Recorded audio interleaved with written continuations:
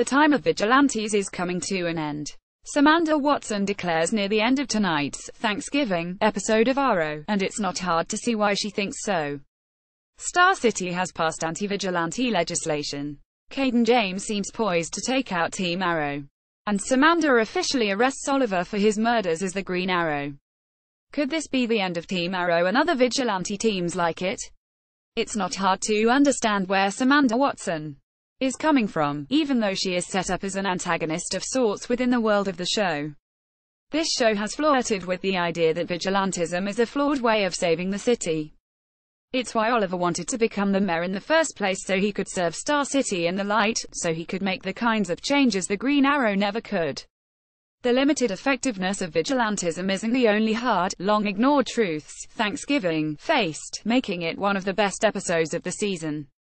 This was most especially true in Oliver and John's confrontations, in which Oliver expressed disappointment over John keeping the secret of his nerve damage and drug use, and John accused Oliver of forcing John to prioritize his needs, goals, and family above his own image via the CW. Both accusations held more than a little truth in them, and both Stephen Amell and David Ramsey knocked it out of the park in their emotional performances. It speaks to the depth of the characters' bond that they were able to apologize and recognize the truth in the other's statements.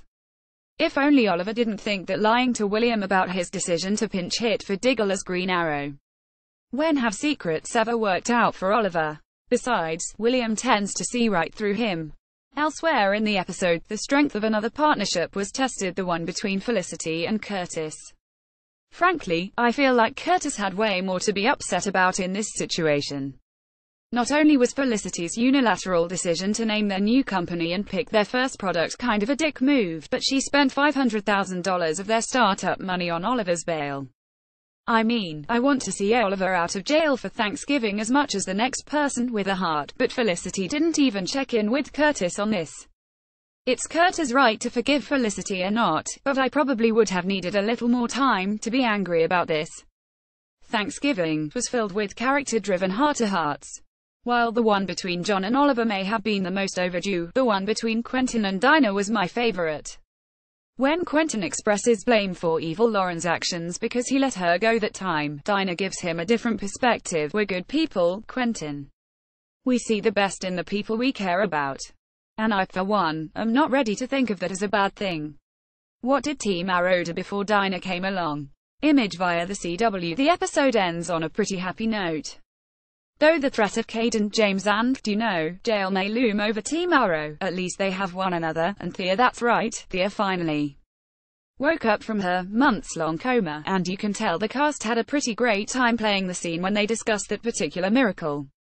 There are Lazarus Pit jokes, a pseudoscience explanation, and a cutesy shrug from Thea.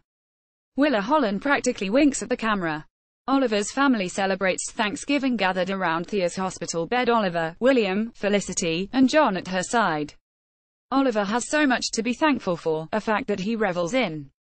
Thinking back on where Oliver was at this point in Season 1, it's hard to believe how far he's come.